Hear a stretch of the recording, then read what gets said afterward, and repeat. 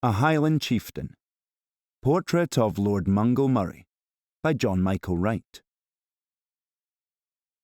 This full-length oil-on-canvas portrait is the earliest to depict someone in Highland dress. It was painted around 1683 by John Michael Wright. It is over 2 metres high and approximately 1.5 metres wide. It is of Lord Mungo Murray, aged 15, sumptuously dressed.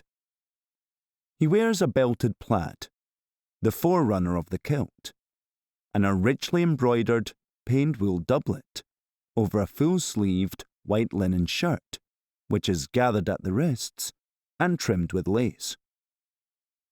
On his head is a flat black bonnet with a curving white ostrich plume, secured on the front by a brooch containing a pendant pearl. Mungo's figure seems to glow, embroidery and jewels catching at the light against a muted Highland landscape.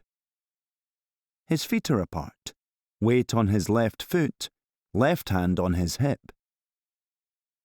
His right hand is wrapped round the barrel of a slim, polished hunting gun, almost as tall as he is, the butt of which rests on the ground by his right foot.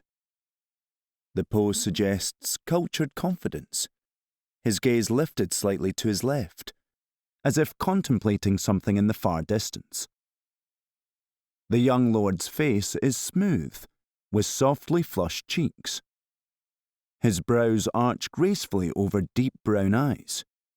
He has a straight nose and small, neat mouth.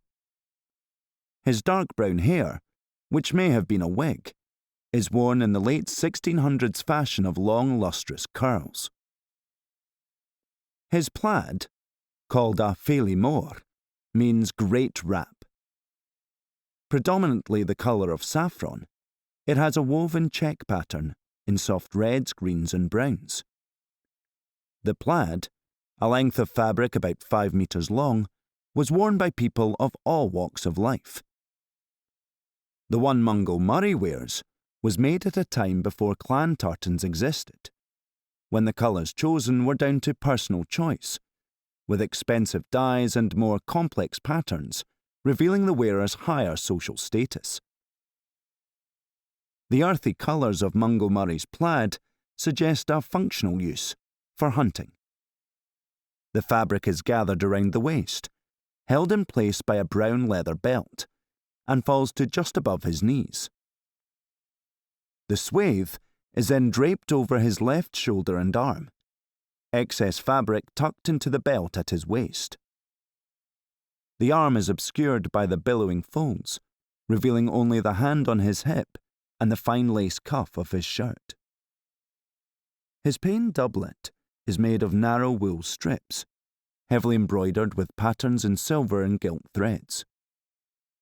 The decoration continues at the shoulders where the collar fans out, made of further embroidered strips, hemmed around the throat with lace, and secured under his chin with a diamond brooch. Mungo is heavily armed. In addition to the gun, a brass dirk, or dagger, decorated with ornamental silver knotwork, hangs in a leather sheath at his right hip.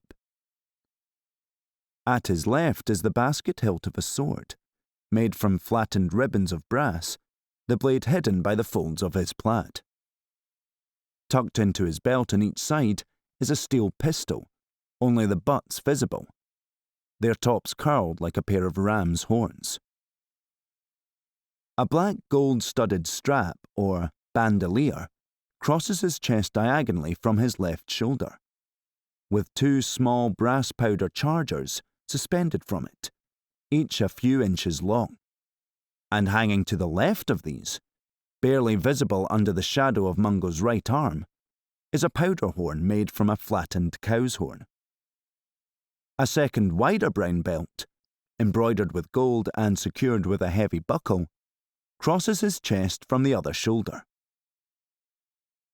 His long socks, or hose, are of a checkered pattern, diced red and black, the tops finishing below his knees in a serrated cuff, held up with wide garters of gold ribbon shot through with silver tied in large bows.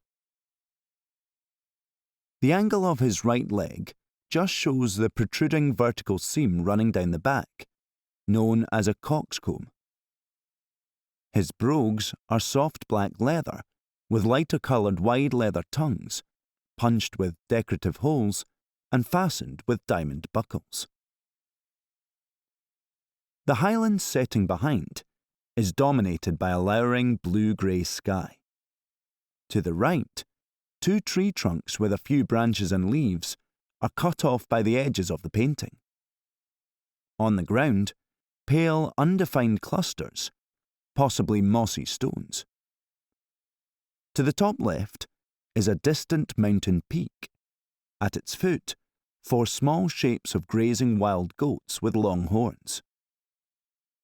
In the middle ground, to the left of Mungo's figure, a servant walks down a slope from left to right, dressed in doublet and hose, bonnet and plaid. He carries a longbow and across his back, his master's targe, or shield. Mungo Murray was born in 1668, the 8th child of John Murray, the 2nd Earl of Atholl and 3rd Earl of Tullibardine. The family were leading Scots and supporters of the Stuart monarchy. John Murray was a Privy Councillor for Scotland and held a number of equally prestigious appointments, including Keeper of the Privy Seal. Although in this portrait Mungo is only 15, it suggests his family's expectations of his future military prowess. He was to take part in military expeditions in the north of Scotland in the 1680s and 1690s. But Mungo died aged only 32, whilst attempting to found a Scottish trading settlement in Central America, possibly killed by Spanish forces, but more likely succumbing to tropical fever.